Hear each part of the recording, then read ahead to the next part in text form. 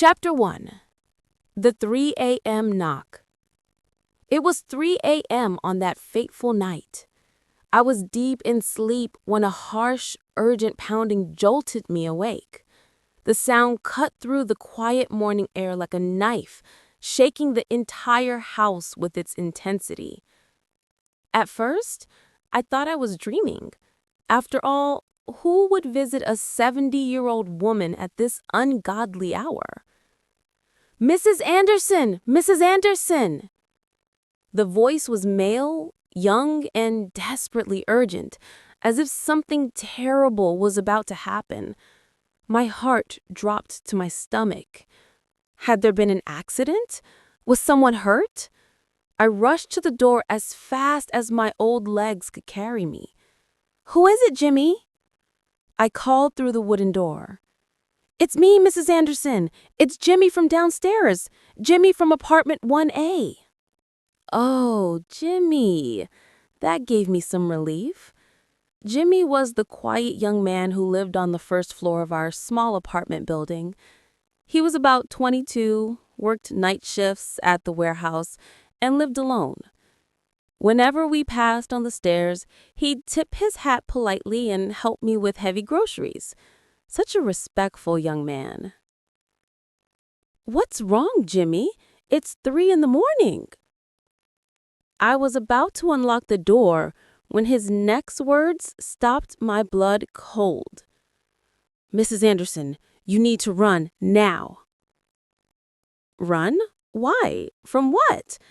My mind went completely blank, but strangely my body reacted before my brain could catch up. My hands were already moving toward the deadbolt, unlocking the chain. When I opened the door, Jimmy's face was as white as fresh snow. This wasn't the same polite young man I knew. His eyes were wide with terror, sweat beading on his forehead despite the cool night air. He was breathing hard like he'd been running. "Right now, Mrs. Anderson. We have to go right now." "What's happening, son?" "I'll explain later. There's no time now." The desperation in Jimmy's voice convinced me this was no joke. Something was genuinely, seriously wrong. Without asking another question, I grabbed my purse, the one with my bank cards, my small savings, and my medication. Everything I owned in this world, really. Jimmy took my arm and helped me down the stairs. I could feel his hands trembling. He was scared, truly frightened. That made my own heart start racing even faster. "Jimmy, what in heaven's name is going on?" He pressed his finger to his lips and tilted his head, listening for something. Then he nodded, as if confirming something he'd heard. "We go out the back way. Hurry." We circled around to the back of the building and emerged into the alley. The morning air was crisp against my cheeks.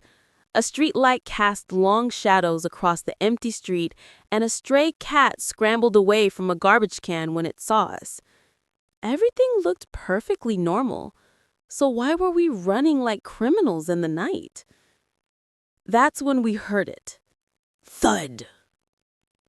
A heavy sound came from my second-floor apartment, like something solid hitting the floor. Jimmy and I both looked up at the same time. A faint light was glowing from my bedroom window, but I had definitely turned off all the lights before leaving. "What is that?" I whispered. "Mrs. Anderson, we need to get farther away." Jimmy pulled my arm, but I couldn't stop looking back at my home. What was happening in my apartment right now? And how did Jimmy know to get me out of there? At the end of the alley, we stopped. Jimmy pulled out his cell phone and made a quick call. "Now," he said simply, then hung up. He turned to face me, half his face hidden in shadow under the streetlight. It looked like something from a suspense movie, the kind where you know something terrible is about to be revealed. "Mrs. Anderson?" But just as Jimmy was about to speak, we heard the sound of a car engine. A dark sedan pulled up in front of our building and stopped. Two figures got out.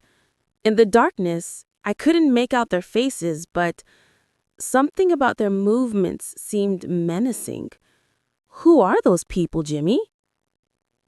Jimmy's answer made my blood turn to ice. They're your family, Mrs. Anderson. Family? Family members breaking into someone's home at 3 a.m.? But then a horrifying thought crossed my mind. Jimmy, do you mean my daughter-in-law Margaret and my son Robert?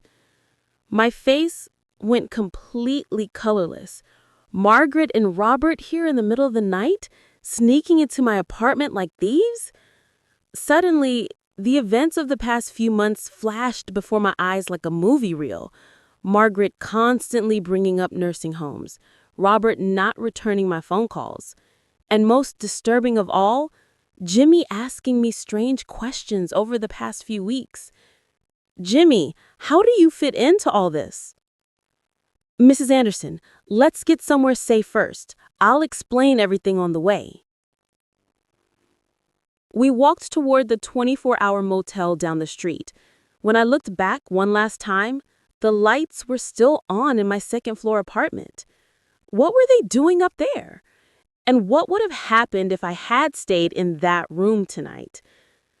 The thought sent chills down my spine as the early morning wind whipped at my nightgown. Chapter 2. Flight in the Darkness. The wind was cold and sharp, but maybe that harsh wind was exactly what saved my life. If Jimmy hadn't woken me up, where would I be right now? What would have happened to me? Are you okay, Mrs. Anderson? Jimmy asked with concern in his voice. That's when I realized I was trembling all over. It wasn't just from fear, it was from anger too. The son I had carried in my womb for 10 months, the woman I had called my daughter-in-law and loved, the fact that they were treating me this way broke my heart completely. But at the same time, I felt fortunate. Thanks to this angel of a young man named Jimmy, my life had been saved. If this boy hadn't been there, I would have been by now. Thank you, Jimmy, I said with my trembling voice. When I spoke with my shaking voice, Jimmy smiled bitterly. It's too early to thank me yet, Mrs. Anderson. This is just the beginning. I was about to ask what he meant by that when we arrived at the motel. Seeing the warm light streaming from the entrance finally made me feel relieved. I thought to myself, I survived. But Jimmy's words kept circling in my mind. This is just the beginning. The beginning of what, exactly? It was under the fluorescent lights of the motel lobby that I truly saw Jimmy's face for the first time that night. His expression was much more serious and firm than I had expected. The innocent-looking young man I usually knew was nowhere to be seen. Mrs. Anderson, now I'm really going to tell you everything, Jimmy said with a serious expression. We sat down in 2 worn chairs near the coffee machine. Jimmy ran his hair through his hair and took a deep breath, like a man preparing to confess a terrible sin. First, I need to tell you something about myself. I'm not exactly who you think I am. My heart sunk. What do you mean, son? My name really is Jimmy, and I do live in 1A, but I don't work at a warehouse. He paused, looking me directly in the eyes. I work for a private investigation agency, and for the past 3 months, I've been watching your apartment. The room seemed to spin around me. Watching me? Why? Not watching you, Mrs. Anderson. Watching them. Your son Robert and his wife Margaret. I felt like I'd been slapped. My family? You've been spying on my family? Jimmy held up his hands. Please, let me explain. 3 months ago, our agency was contacted by someone who was concerned about your safety. They had reasons to believe that your daughter-in-law might be planning to hurt you. Hurt me? I could barely whisper the words. You mean Margaret wants to hurt me? Mrs. Anderson, I'm afraid it's much worse than that. We have evidence that suggests Margaret has been slowly poisoning you. The coffee machine gurgled in the silence that followed. Poisoning me? My own daughter-in-law? That's impossible, I said, though even as I spoke, memories started flooding back. The herbal teas Margaret insisted I drink every evening, the special vitamins she brought me, the way I'd been feeling increasingly weak and confused over the past few months. The nursing homes, I breathed. Exactly. But here's the thing, Mrs. Anderson. We ran a background check on Margaret. Her real name isn't Margaret Thompson. It's Marcy Sullivan, and she's done this before. The room was spinning around me now. I gripped the arms of my chair. Done what before? 2 elderly people in Michigan died under suspicious circumstances. Both had recently changed their wills to leave everything to their loving caregivers. Both showed signs of slow arsenic poisoning. Arsenic? The word came out as a croak. Jimmy nodded grimly. It's colorless, tasteless, and in small doses over time, it looks like natural aging. Confusion, weakness, stomach problems. Most doctors don't think to test for it in elderly patients. I thought about all those evenings, Margaret sitting beside me with that sweet smile, handing me my special tea that was supposed to help me sleep better, the vitamins that made my stomach hurt. The way she'd pat my hand and say, "Don't worry about a thing, Mom. I'll take care of everything." The nursing homes, I breathed. Exactly. But Robert, my son, he couldn't know about this. Jimmy's expression grew even more serious. Mrs. Anderson, I wish I could tell you that Robert is innocent, but tonight he was in that car with her. He knew they were coming to your apartment at 3 a.m. The betrayal hit me like a physical blow. My own son, my baby boy. Why? I asked, tears starting to flow. Why would they do this to me? Your will, Mrs. Anderson. Your small house is worth quite a bit now with property values going up, plus your savings, your life insurance. We estimate they'd inherit about $400,000. $400,000. That's what my life was worth to my own family. But how did you know they were coming tonight? We've been monitoring their communications. Margaret got impatient. She decided to speed things up. Tonight was supposed to be your last night, Mrs. Anderson. They were going to make it look like you fell and hit your head.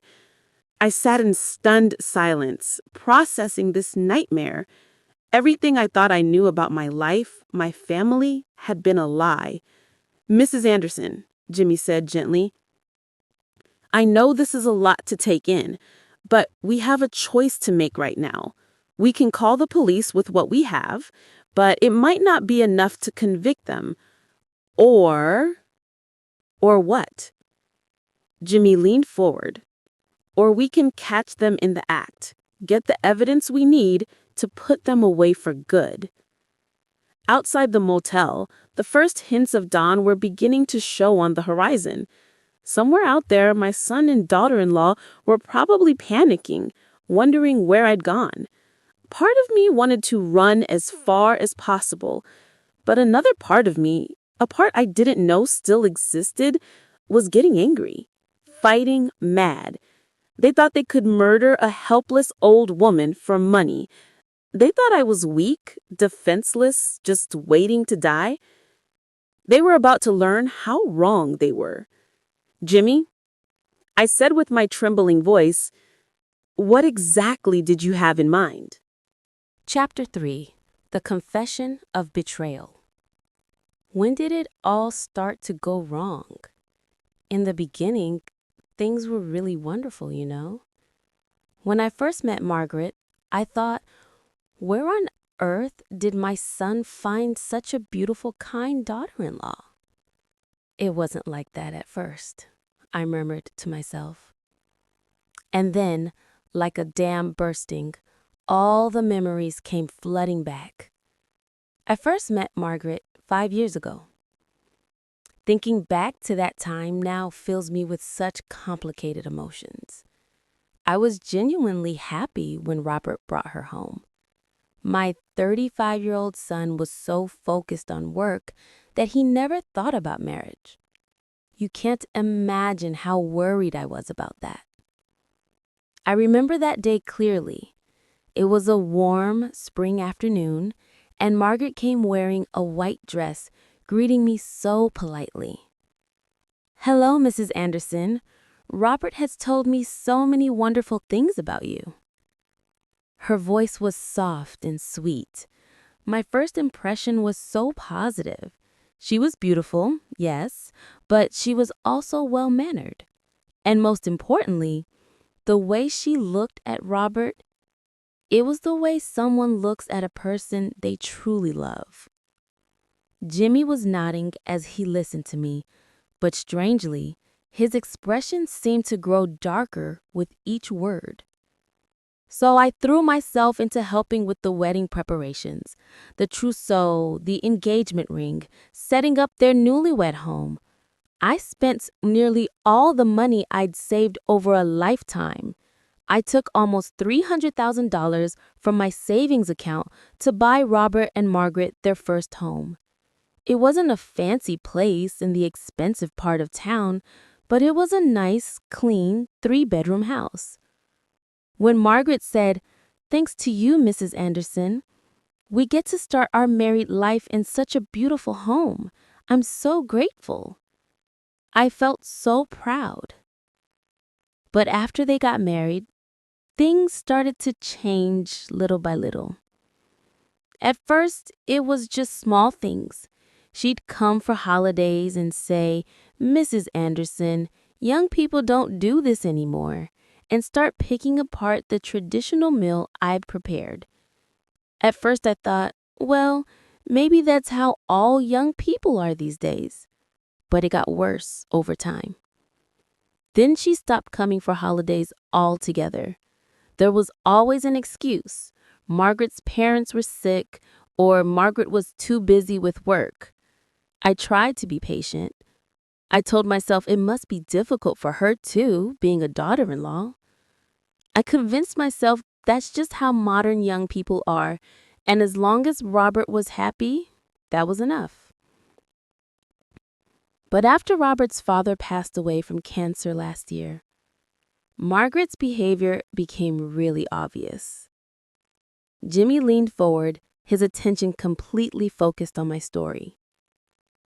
I remember exactly what Margaret said when my husband died. "Mrs. Anderson, it must be so hard living alone now. Why don't you come live with us?" At the time, I was truly grateful. Being left alone felt so overwhelming.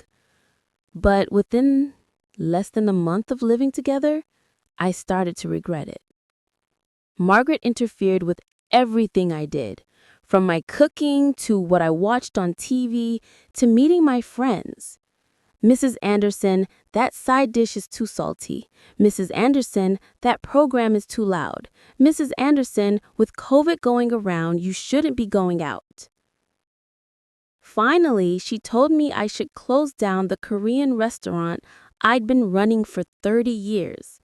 That restaurant was my pride and joy. When my husband was sick, that restaurant paid for his medical bills. Robert's college tuition came from the money I made there. But Margaret said, "In today's world, that kind of old-fashioned business doesn't work anymore. You should close it and just relax." When she said that, I was truly angry. My voice was shaking now. But the most shocking thing, even now thinking about it breaks my heart, was that Robert had completely taken Margaret's side. Jimmy's jaw tightened as I continued. Whenever Margaret and I disagreed about something, Robert would always only listen to Margaret.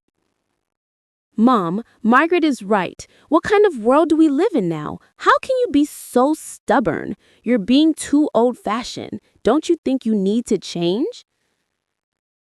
The son I carried in my womb for 10 months and raised for 25 years was only taking the side of a woman he had known for just 2 years?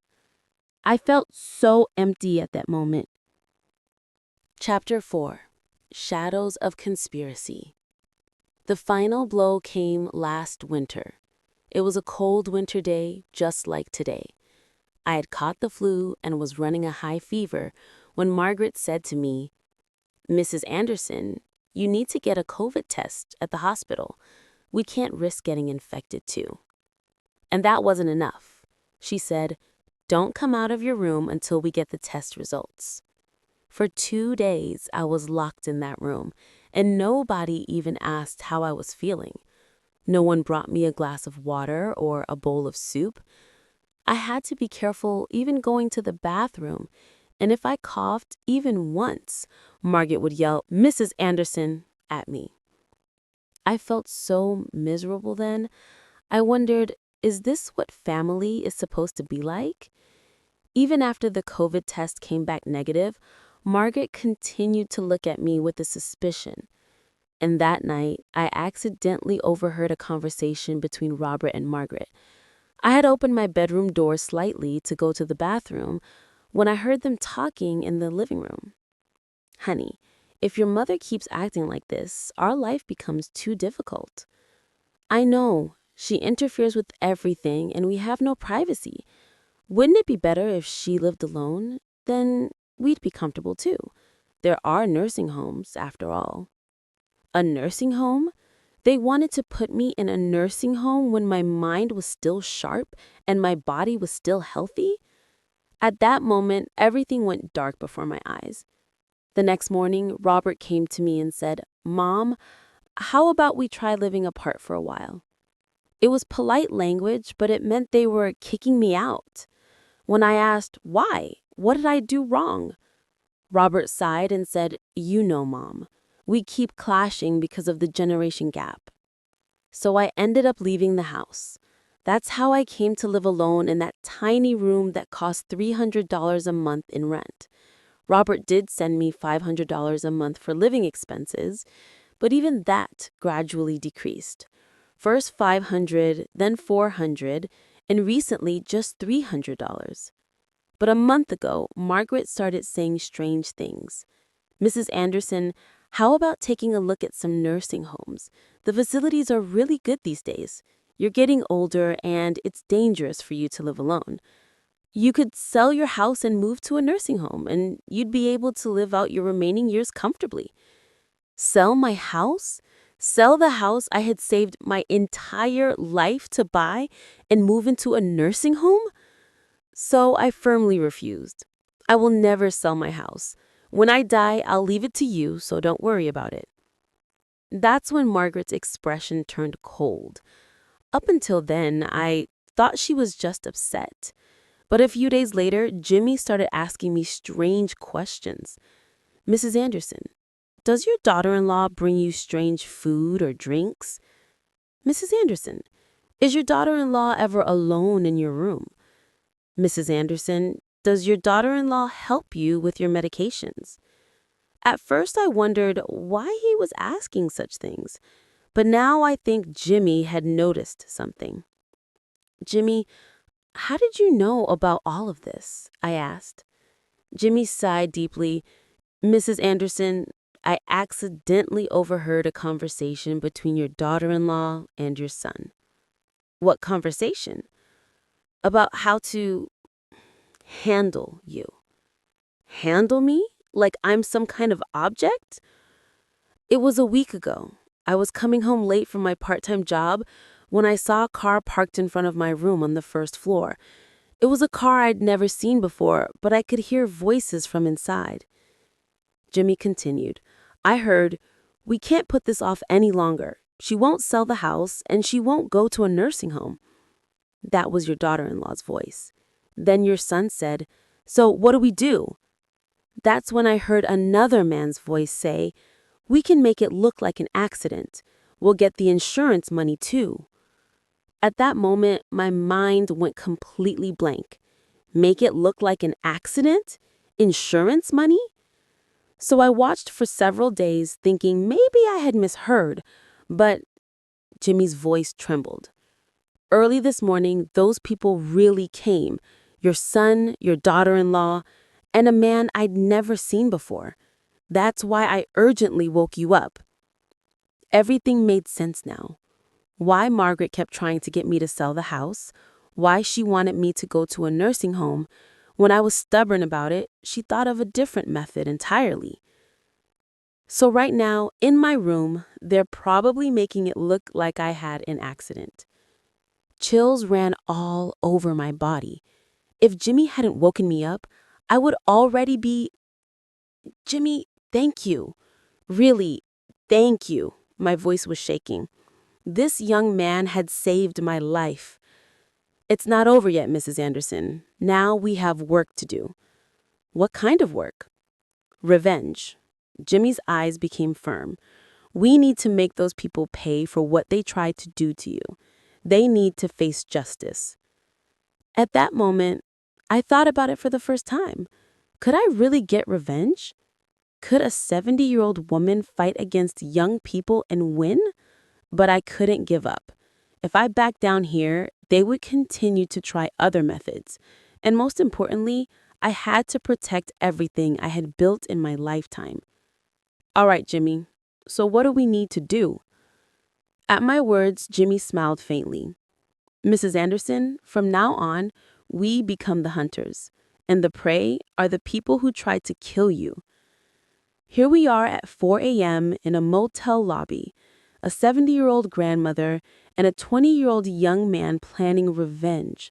When I think about it, it was really a ridiculous picture, but I was serious. I couldn't just sit there and let people who were targeting my life get away with it. So let's start tomorrow, I said, and Jimmy nodded. Yes, Mrs. Anderson. Tomorrow is when it really begins. It was 5 a.m. when the motel finally became quiet. The lobby that was busy with people coming and going all night was now peaceful, and I could only hear the distant sound of a cleaning lady mopping the floor. Jimmy and I sat on a corner sofa, organizing everything that happened over the past few hours. Mrs. Anderson, there's something we need to know exactly, Jimmy said with a serious expression. Throughout the night of talking, I had gradually learned the real character of this young man.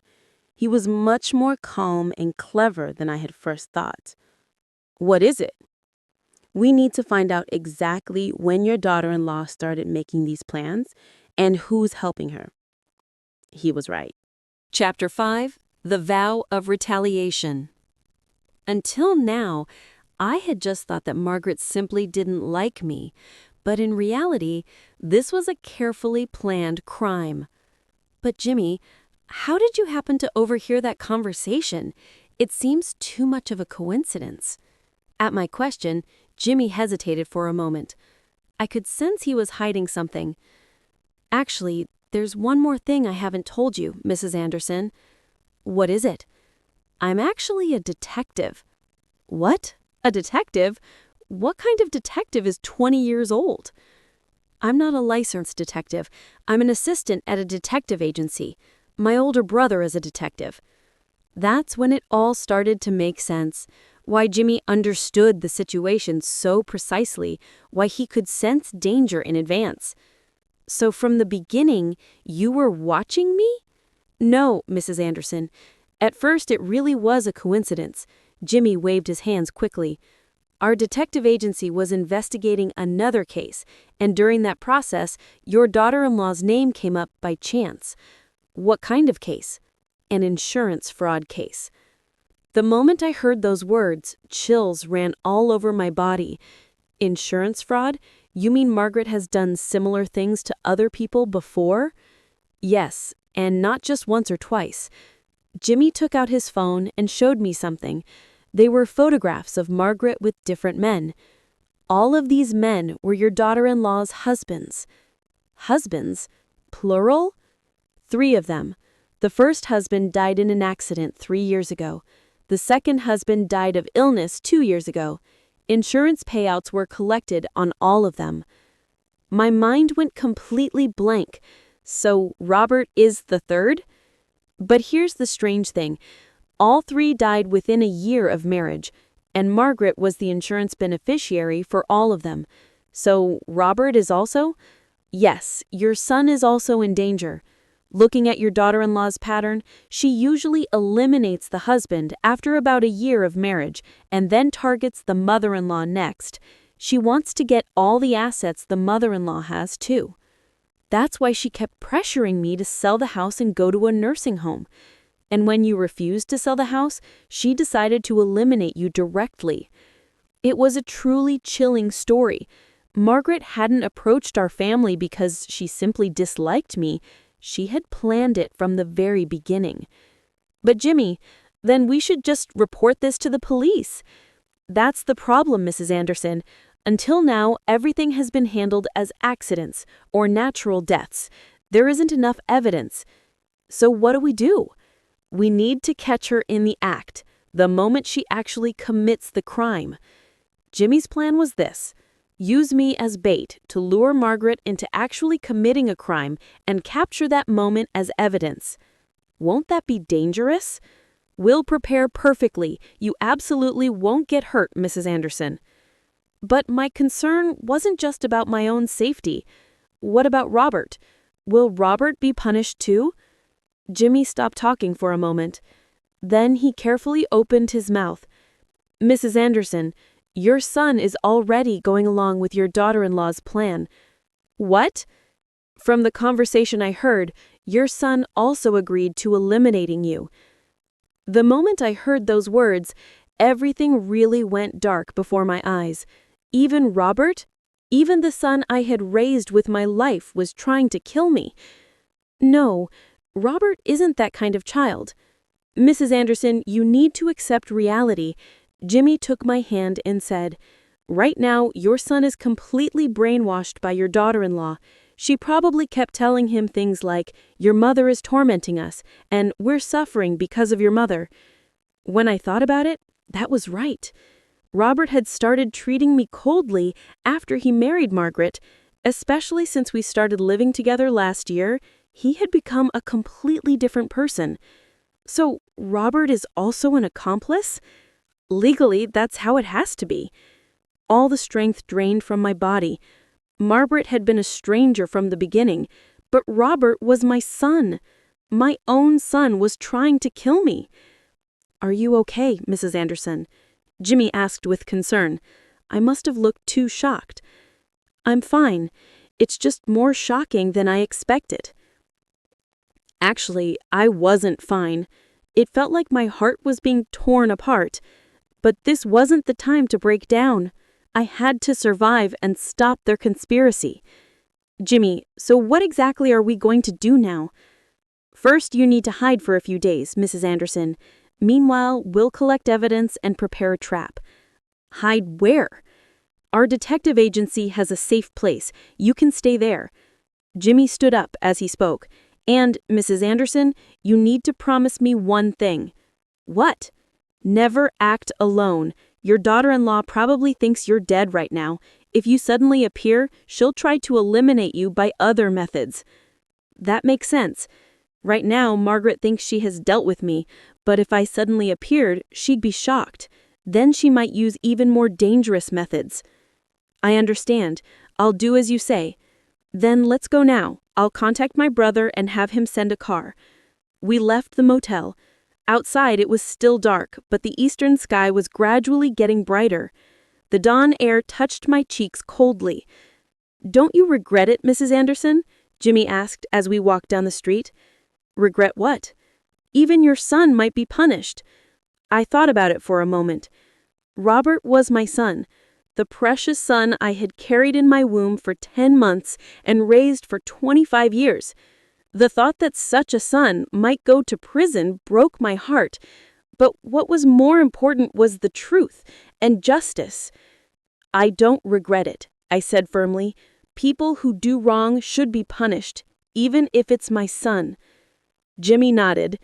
You're really amazing, Mrs. Anderson. I'm not amazing, I just want to live. That's when a black sedan stopped in front of us. Jimmy waved, and a person got out of the car. It was a man slightly older than Jimmy. Probably the brother Jimmy had mentioned. Brother, this is the grandmother I told you about. Hello, Mrs. Anderson. I'm Kim Min-woo. I'm Jimmy's older brother, and I work as a detective. The young man named Min-woo greeted me politely. He looked similar to Jimmy, but more mature. You must have had a hard time. Please get in the car. The car was warm. The heater was on, so my frozen body began to thaw little by little. Chapter 6. Designing the Trap. Mrs. Anderson, the next few days are going to be difficult for you, Min-woo said, looking at me through the rearview mirror. But if you can endure until the end, we'll make sure justice is served. Thank you, Min-woo. I'm really grateful. I truly was grateful. These stranger brothers had not only saved my life, but were now helping to punish the evil people who had betrayed me. The car drove across the city. The dawn scenery outside the window felt different than usual. Just yesterday, I had been an ordinary grandmother, but overnight, I had found myself at the center of a massive conspiracy. Are you scared, Mrs. Anderson? Jimmy asked. Of course I'm scared, but what's even scarier is staying still and actually dying. It's fortunate that you're brave, Mrs. Anderson. Brave? I just want to live, that's all. But Min-woo, what specific plan do you have? First, we need to investigate your daughter-in-law's past activities in more detail, and we also need to confirm what happened in your room tonight. How will you find out what they did in my room? There are security cameras at the building entrance and in the hallway, and I installed small recording devices around your room last night. I thought how thoroughly they had prepared. Without these brothers, I really would have been in danger. So now what we need to do is collect evidence and lure them into targeting me again. Exactly, but this time we'll be ready to face them. The car stopped in front of a quiet building. I could see a sign that read Min-woo Detective Agency. It looked more legitimate than I had expected. You can stay here for a few days. It's safe. When we went inside the office, it was surprisingly spacious and clean. On one side, there were desks and computers, and on the other, there was a sofa and a simple bed. Mrs. Anderson, please rest here. We're going to start working. Isn't there anything I can help with? Right now, resting is the best thing you can do. You need to have physical and mental energy to accomplish the big task ahead. Min-woo was right. Too much had happened in one night, and my mind was spinning. I lay down on the sofa and suddenly felt exhausted. My body was tired, but my mind was complicated. Margaret's true identity, Robert's betrayal, and everything that was going to happen. But one thing was certain, I wasn't going to just take it anymore. They had made a big mistake thinking I was easy prey. It was time to show them that a 70-year-old grandmother wasn't going to be pushed around. The sun was rising outside the window. A new day was beginning, and by the time this day was over, everything would be different. I closed my eyes and made a promise to myself. Margaret and Robert, you've underestimated me. Now I'll show you who I really am. The first night at the detective office was really long. My body was exhausted, but I couldn't sleep. When I closed my eyes, I could see Margaret's fake smile and Robert coldly throwing me out. Most of all, imagining what would have happened if Jimmy hadn't woken me up made my whole body tremble. I finally fell asleep around 6 a.m., but was awakened at 10 a.m. by Min-woo's voice. Mrs. Anderson, wake up. There's important news. Min-woo and Jimmy were sitting in front of the computer intently looking at something. When I approached, Jimmy made room for me. Mrs. Anderson, look at this. On the screen, security camera footage was playing. It was the hallway of the building where I had lived. Around 3:20 a.m., 3 people could be seen going up to the second floor.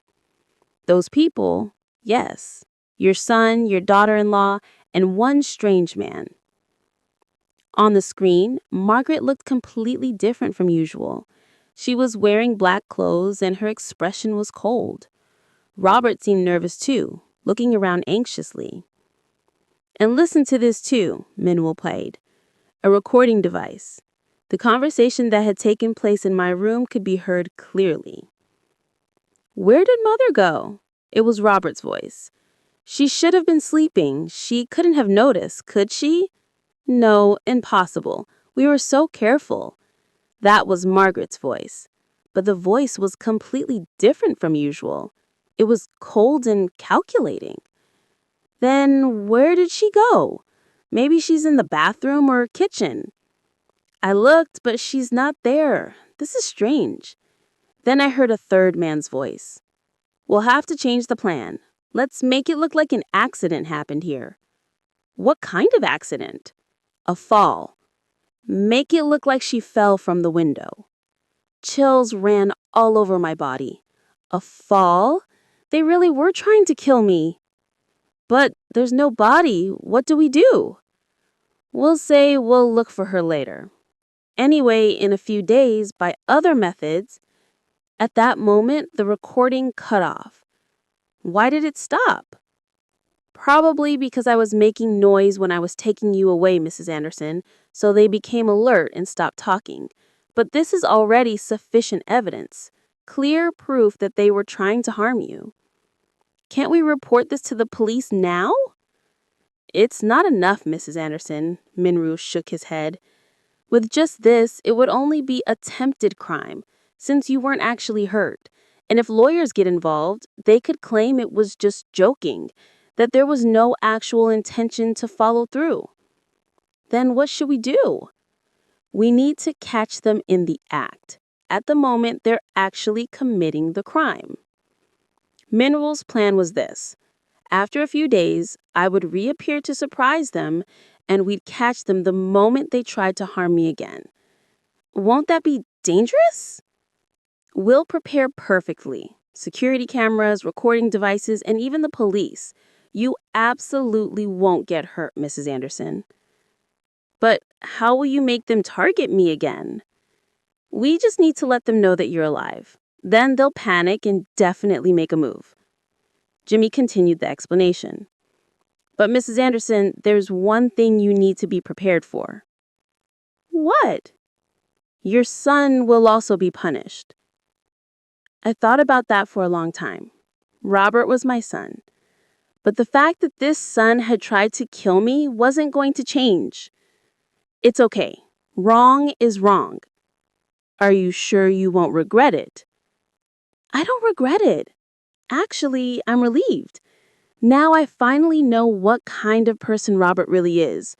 I thought he was a good son my whole life, but actually he was just after my assets. Actually, it would be a lie to say my heart didn't hurt. But anger was stronger. How could a child try to kill their parent?" "Then let's make a specific plan." Mineral took out paper and started writing something. "First, we need to decide how you'll reappear." "How?" "The most natural way is to say you stayed at a friend's house. So you came home today, but your room was messy, which seems strange." "Won't they be suspicious?" "They'll be suspicious, but they won't be certain.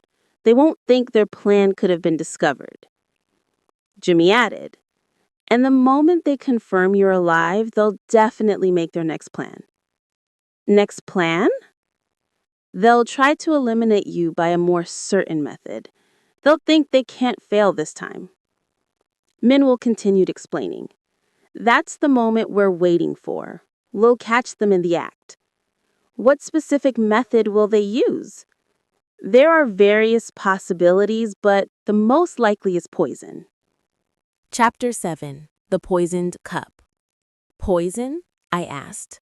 They'll put poison in food or drinks and have you consume it. That way, it looks like natural death. So, I'll actually have to drink it? No, we'll switch it with the prepared fake drink beforehand. Jimmy pulled something from his bag, a small bottle containing a clear liquid. What is this? Harmless water, but we can adjust the color and taste to match any beverage perfectly. They had prepared so thoroughly. When will we execute this plan? Tomorrow evening would be appropriate, Minwoo said, looking at his calendar. Today, we'll spend spreading the news that you've returned, making them panic. By tomorrow evening, they'll make their move. How will you spread the news?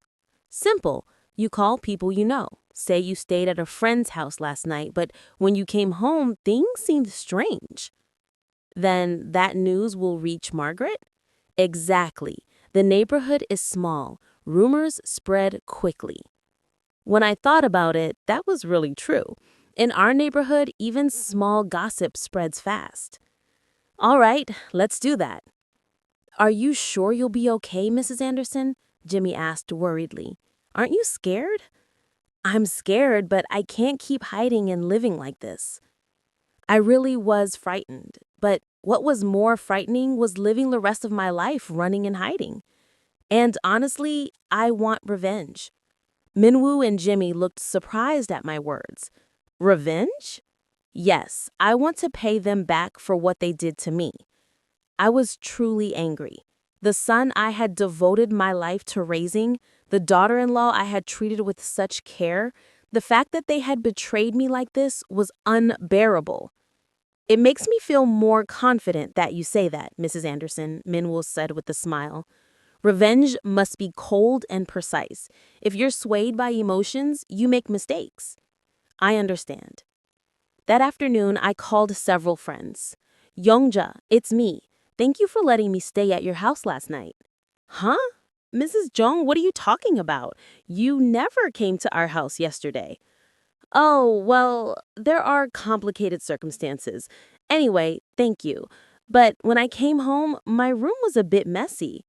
Oh my! The door was open and the drawers looked like they'd been searched through. I'm wondering if a burglar broke in. Oh, no way. I heard burglaries aren't very common these days.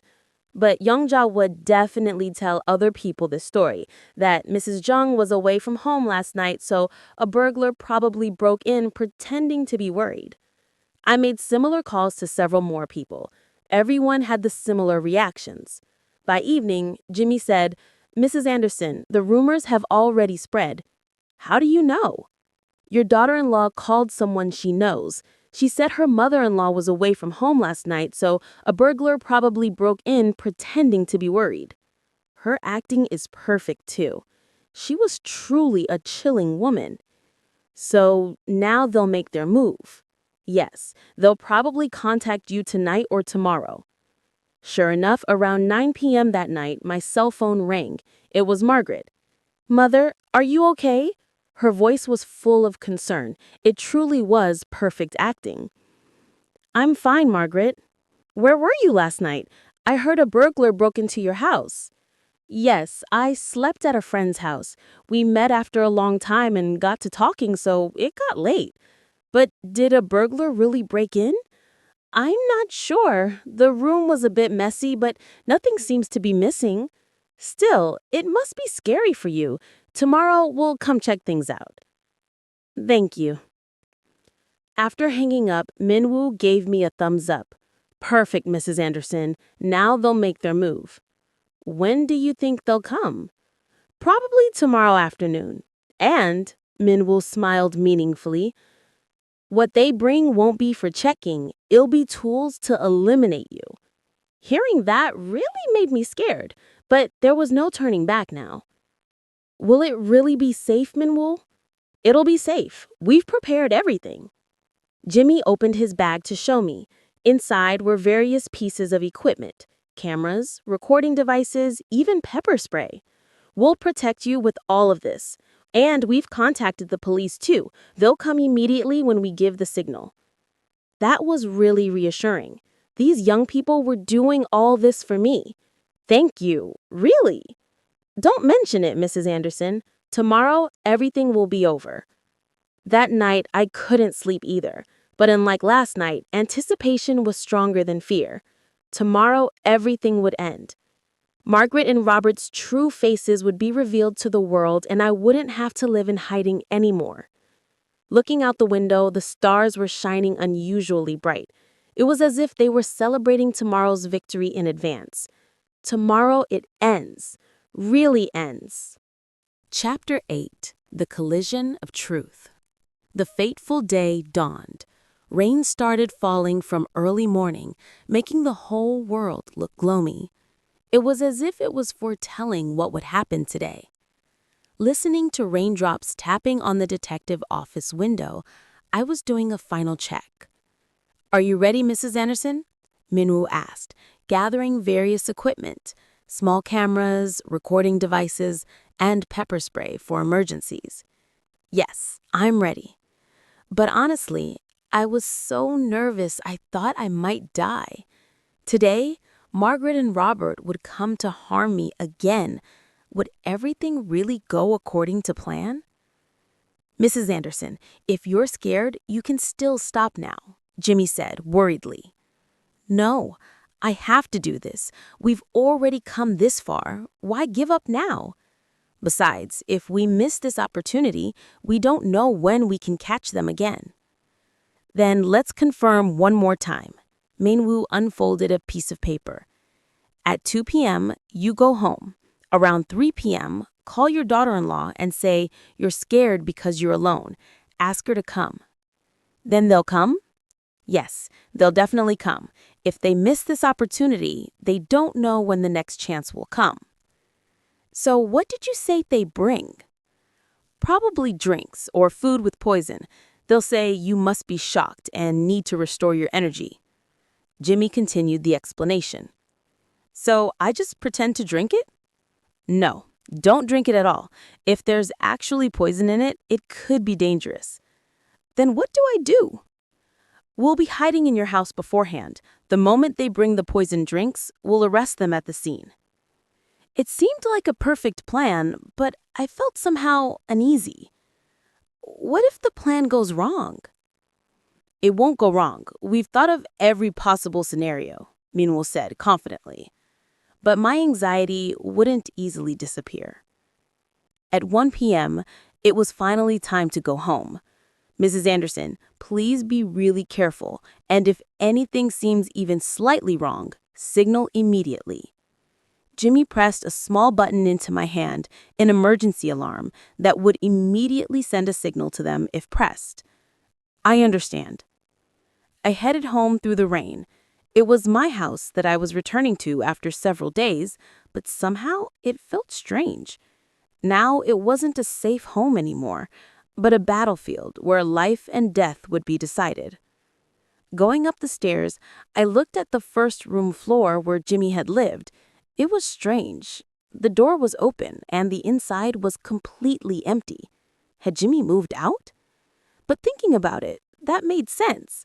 Jimmy was a detective who had been in that room to help me from the beginning. Now that the job was almost over, there was no reason for him to stay in that room. When I entered my second floor room, it really was messy. Drawers were ransacked and bedding was disheveled. The traces of them searching for me that night were completely preserved. They really were trying to kill me. I felt it anew. If Jimmy hadn't been there, really... At exactly 3 o'clock, I called Margaret. "It's me." "Mother, how are you? Was the house very messy?" "Yes, somewhat. But Margaret, I'm scared being alone. Can you come for a bit?" "Of course. I'll come with Robert. In a little while." "Thank you." After hanging up, my heart started pounding. Now it really begins. 30 minutes later, I heard footsteps on the stairs. 2 people coming up. Knock, knock. "Mother, it's us." When I opened the door, Margaret and Robert were standing there. Margaret was holding a large bag, and Robert's expression looked darker than usual. "Come in." "Mother, you must have been so frightened," Margaret said, looking around the room. "Yes, somewhat. But this is really strange. Who could have done such a thing? Her acting was so natural. If I didn't know the truth, she would have seemed like a truly concerned daughter-in-law. More importantly, Mother, you must be drained of energy. Please drink this.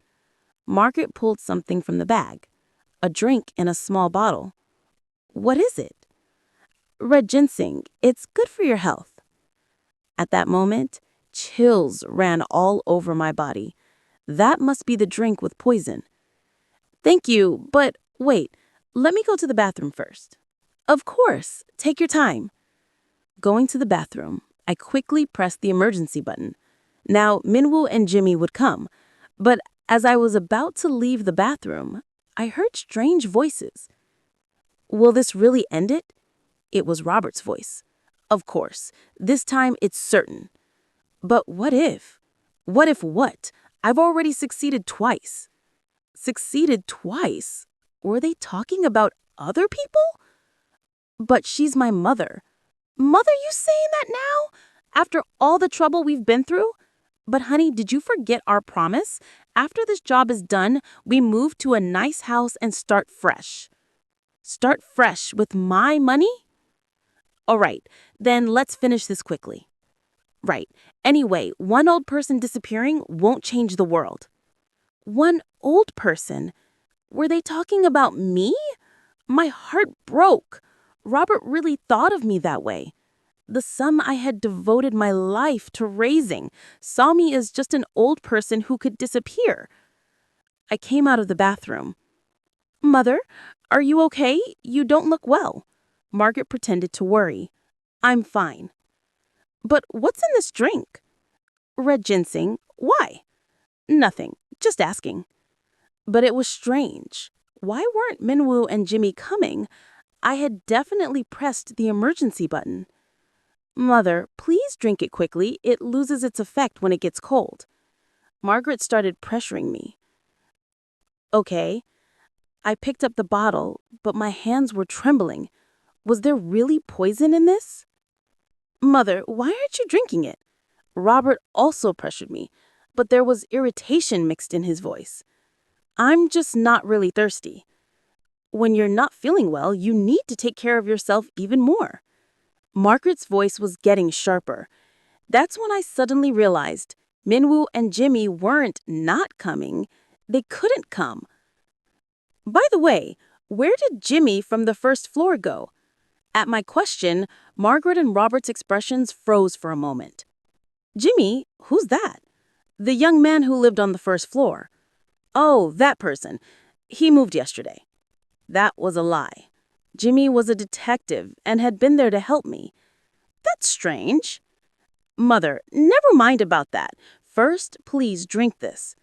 Margaret forcefully brought the bottle to my lips. At that moment, I knew something was wrong. Minwoo and Jimmy weren't coming, and I had to handle this situation alone. No. I pushed the bottle away. Mother, you have to drink it. Why? It's good for your health. It's not good. It's poison. The moment those words fell, the atmosphere in the room completely changed. The fake smile from Margaret's face disappeared, and Robert looked flustered. Chapter 9. The Final Showdown. Mother, what are you talking about? I know everything, Margaret. Who you are, what you've been doing. Margaret laughed, but this time it was a cold laugh. Since when did you know? Since a few days ago. Then why did you act like you were trapped? To catch you. Catch us? You, by yourself? Margaret's laughter grew louder. There are people helping me. You mean Jimmy and Minwoo? How does she know those names? Surprised? We're not idiots either. Robert spoke up. Mom, we've been watching you for days. We saw you go into the detective agency too. What? And before coming here today, we dealt with them first. Dealt with them? What are you talking about?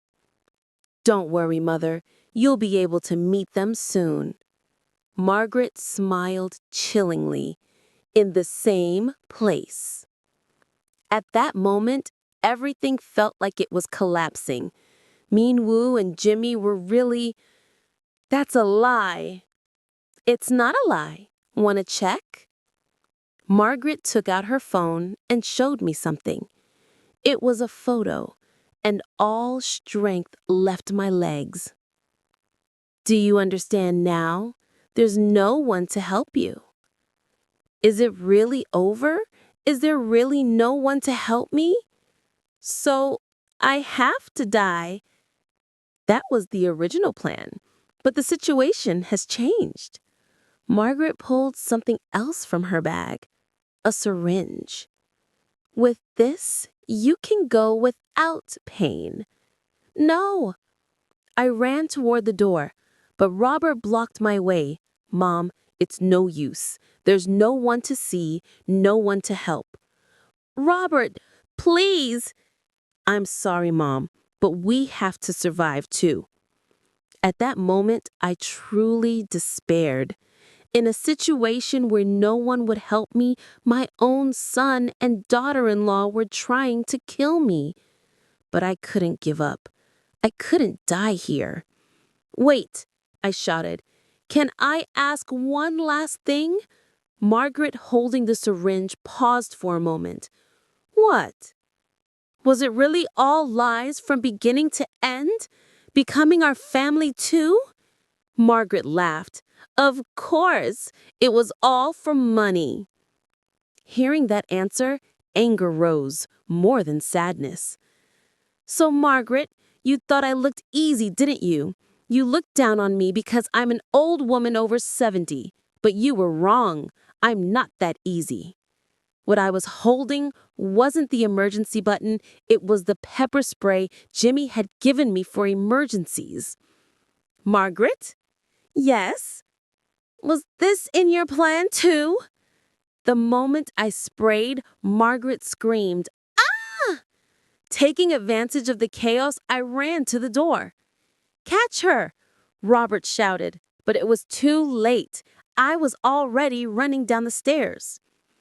Running down the stairs, I thought, is it really over? Will I just keep running until I'm caught and killed? Behind me, Margaret and Robert's footsteps were getting closer. Especially Margaret, who had been hit with the spray, was continuously cursing. Where is that old hag running to? Old hag?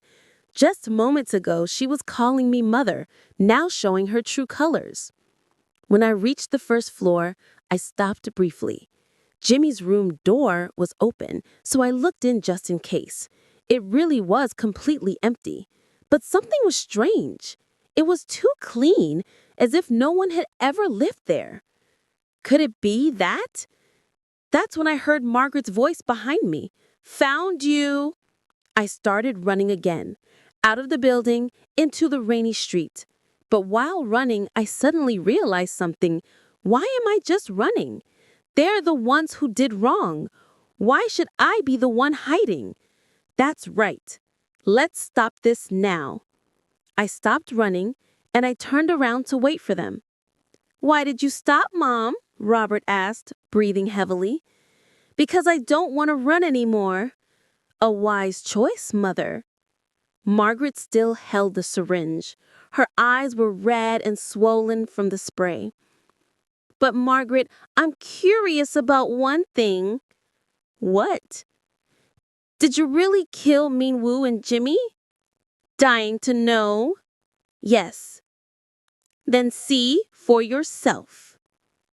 Margaret took out her phone and called somewhere. Proceed as planned. A moment later, a black sedan approached from the distance. Two men got out of the car and dragged someone from the back. It was Min Woo and Jimmy. Both had their hands tied behind their backs and tape over their mouths. But fortunately, they were alive. Do you understand now? Margaret said triumphantly. How thoroughly we prepared. So, you knew everything from the beginning? Of course. We were watching from when you entered the detective agency. then all our plans were pointless. But why did you keep quiet until now? Because it was fun. It was so entertaining watching you work so hard on your revenge plan. The outcome was obvious anyway. She was truly a wicked woman. She had been playing with us. So now it's really over? That's right. Now everyone will go to the same place. Margaret approached with the syringe. Wait, I raised my hand. I have something I want to say at the end. What? I'm sorry. For what? For pretending not to know until it came to this. Margaret looked incredulous, saying that now won't help. No, I interrupted her. I'm not apologizing to you. Then to whom? I looked up at the sky. To my husband. For raising our son to be such a failure.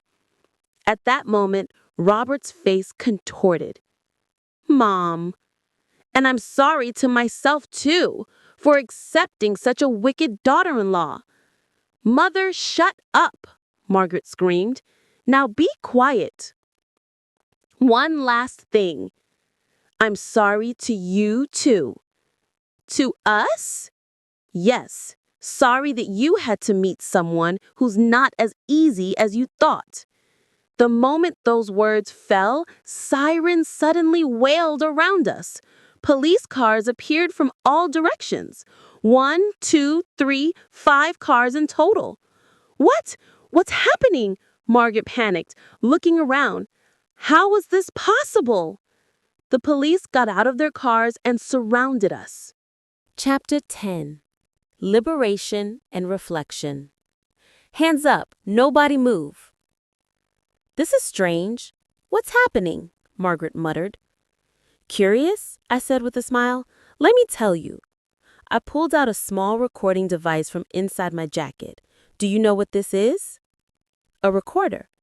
Could it be? That's right. Everything you said has been recorded. The recorder was something Jimmy had given me for emergencies, along with the emergency button and pepper spray. And this too. I also pulled out a small transmitter. It was a live broadcast. The police station was listening to everything.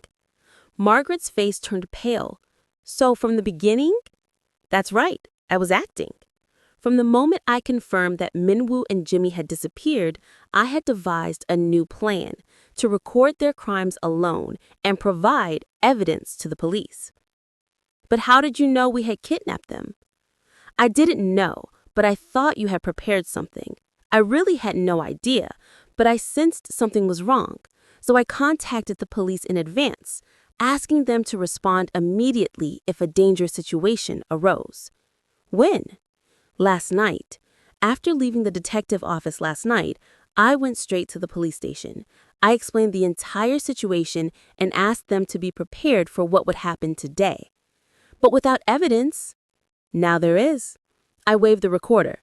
You confessed yourselves. Isn't this enough? A police officer approached. Ma'am, are you all right? Yes, I'm fine. Did the recording work well? Perfectly. Everything is captured. The officer smiled and nodded. Then, we'll arrest these people now. Kim Margaret, Lee Robert, you are under arrest for attempted murder and intimidation. No, we didn't do anything, Margaret screamed, but it was useless. All the evidence had already been secured. And we'll transport these two gentlemen to the hospital. As they moved Minwoo and Jimmy to the ambulance, Jimmy looked at me and smiled. Though he had tape over his mouth and couldn't speak, his eyes seemed to say, well done. After everything ended, I returned home alone.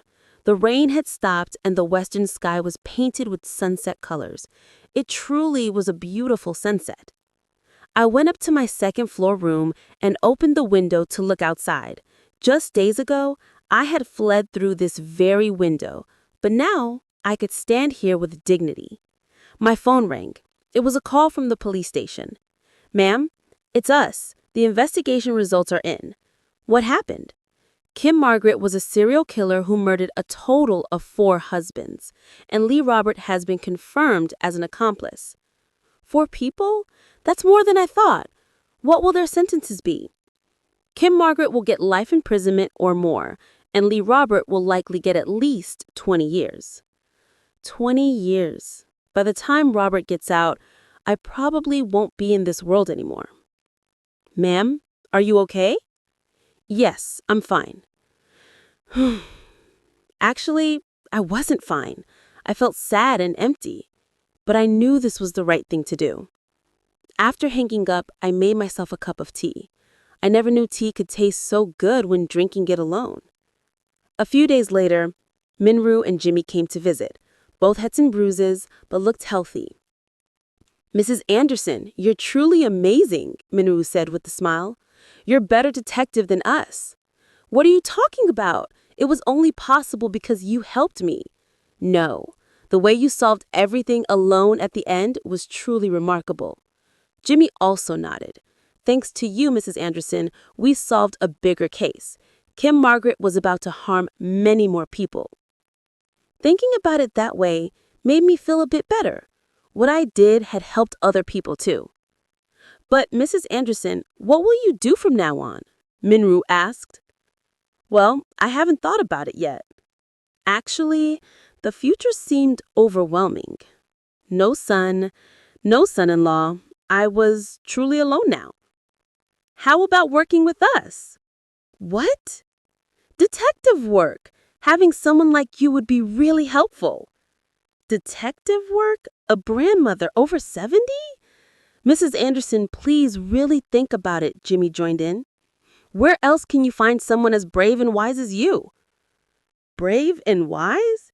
It was amazing that someone saw me that way. Let me think about it. Yes, take your time thinking about it. That night, I slept deeply for a long time indeed. No nightmares, no waking up in the middle of the night. I slept soundly until morning. In my dream, my husband appeared. He came looking as he did when he was young, smiling and saying to me, Jungsim, you've worked hard. You did really well. Honey, start fresh now. Live the rest of your life the way you want. When I woke from the dream, tears came to my eyes, but they weren't sad tears. They were tears of joy. That morning, I called Minwoo. Minwoo, it's me. Mrs. Anderson, what's this about? I want to try detective work. Really? Yes, there must be other bad people who torment grandmothers like me. I want to catch those people. Wow, that's wonderful, Mrs. Anderson. And so I started a new life. Becoming a detective at over 70, when you think about it, it's really funny. But I have no regrets. Rather, it feels like I'm finally living my real life. Yesterday, I took a case from a grandmother who was scammed by con artists. Tomorrow, I'm planning to help a woman suffering domestic violence. Looking outside, spring is coming. New shoots are sprouting and flowers are blooming. I feel like I'm experiencing a new spring too. This is finally the real me. Kim, Margaret, and Robert, I muttered, looking toward the distant prison. Thank you. Thanks to you, I learned who I really am. And I laughed. It was the first time in a long time that I laughed from the heart. Now I'm no longer a weak grandmother. I've become detective grandmother, someone who brings justice. And this story ends here. But my new adventures have just begun. If any of you are facing injustice, don't give up. Whether you're young or old, weak or strong, it doesn't matter. What's important is having a heart that doesn't give up. And there we conclude our story, dear listeners. Mrs. Anderson, or should we say Detective Anderson, has found not just justice, but a new purpose in life. Sometimes, our greatest trials become our greatest transformations. This story reminds us that it's never too late to stand up for ourselves, never too late to seek justice, and never too late to begin a new chapter. Age is just a number when courage fills your heart. Thank you for joining us on this remarkable journey. Until next time, remember, you are stronger than you know, braver than you believe, and more capable than you imagine. How did you find today's story? Please let us know in the comments where you are right now and what you're doing while listening to this. We're curious about your stories too. And if you enjoyed the story, please give us a like and subscribe to our channel. Thank you so much for listening today. Good night, and may you never underestimate the power of your own courage.